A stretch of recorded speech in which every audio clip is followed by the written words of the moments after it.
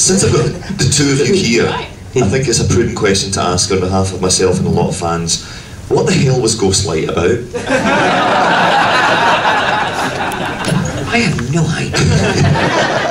I remember enjoying doing it because it was each scene was, in a way, was very well written, weren't they? And it was kind of dense and dark and interesting. And I still no idea what Ghostlight was about.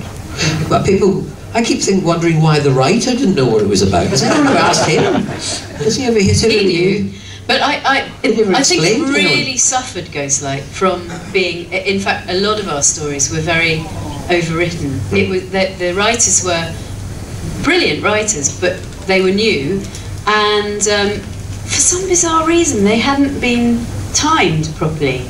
And we'd come to a read-through. I mean, I could tell by the way they dropped through the door onto the mat with how long they were and how sort of heavy they were, that they were too long. And so I don't really know what had happened, because then we get to a read-through and they'd be like looking at the stopwatch going, oh dear, it's well over, you know, 5 minutes over or something. And maybe they'll act faster, or act quicker. And then of course if you add the acting, that slows it down even more. So it's really bizarre. So it got a lot of scenes cut, well, at rehearsal stage first of all, and then a lot of scenes cut. We even filmed stuff that wasn't included.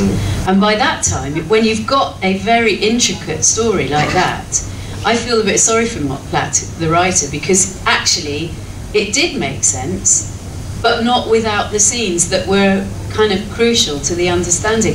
It could have stood with having another episode. Yeah, because JMT, he wanted it to have another episode. He was thinking he was going to get it. He thought that he could trick them into allowing, you know, saying, it's fait accompli, we need another episode. It doesn't make any sense. They said, we don't care. Stick it out, but it's not making any sense. So he did actually lose, you know, some information like that. It's like the cliffhanger. I've no idea why that was there, but I remember it made sense on the day. And I said, I'll hang off that cliff, and that'll make a lot of sense. So it was an interesting dynamic that it was the first time the Doctor had the relationship, and he was pushing the relationship with Ace at that point in the story, and there was a bit of background going on there, the backstory, and that was an interesting aspect to it, and it's a shame they didn't develop that further. You know, it was a nice part of the story, but just the rest of it, I was clueless, just totally clueless. And what's your, you do a lot of conventions, and you do a lot of stuff together. What's your best convention memory, and what's your worst convention memory? Well, my memory of a very first convention I ever did was, I got the job on the Monday and they flew me out to Atlanta, Georgia on the Thursday, Doctor Who, and I didn't really know much about conventions of Doctor Who really. I knew it was on the telly and I'd seen it years ago, Patrick Troughton and John Pertwee and all that, but I hadn't watched it for years. Anyway, so I arrived in a heat wave in Georgia, and we get to this university, and these very tall Americans were all dressed up like Tom Baker in a heat wave. You know, like going like zombies coming towards you with big, huge scarves and big coats and big hats. And you thought, oh my God, these people are completely mad. And you may or may not know this, but some Americans are rather large. And in the Doctor Who era, it kind of attracts quite large ladies. They quite like Doctor Who for some reason. Anyway, I was also greeted by a group of very large ladies, and they were dressed very sensibly. They were all dressed like Leela. But I tell you, it wasn't the prettiest sight I'd ever seen in my life. And these people just came towards me. And so that was extraordinary. I mean, just saying, holy sh...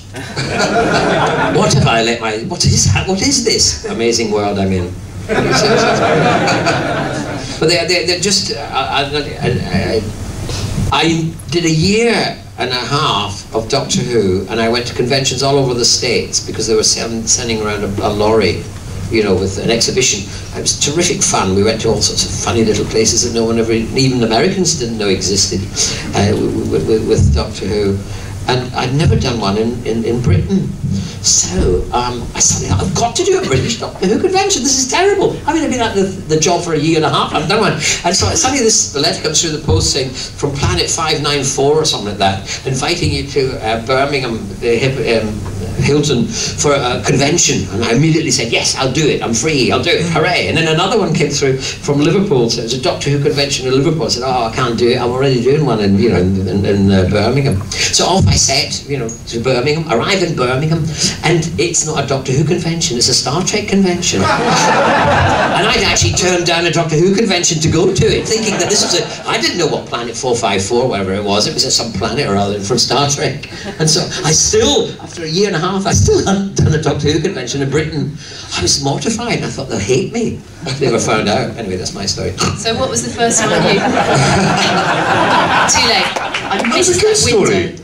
That's a good story. What was your first convention, Sophie? Oh, my first one was at Panopticon in Imperial College. And I'd not even been announced as the new Doctor Who girl then.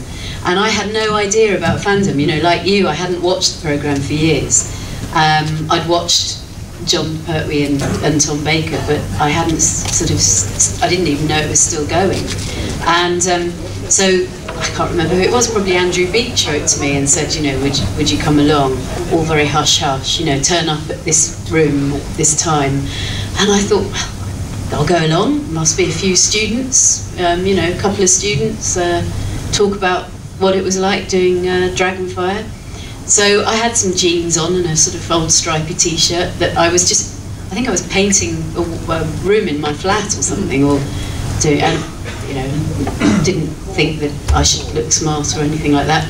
Turned up at Imperial College and was shown into the green room, and there was John Pertwee, Nick Courtney, Richard Franklin, John Levine, all the people from my childhood. And I sat there in the corner, and they didn't know who I was. No, and I just sat there looking at them thinking, wow, it's Doctor Who. And then someone came up to me and said, we've got this great idea, one of the organisers, we've got this great idea. Because nobody knows who you are, we'll put you in the audience, and we'll have this fake raffle thing. So, and the prize will be a visit to the set of Doctor Who. And so we'll have these fake numbers. And so you put up your number and say you've got it and go onto the stage.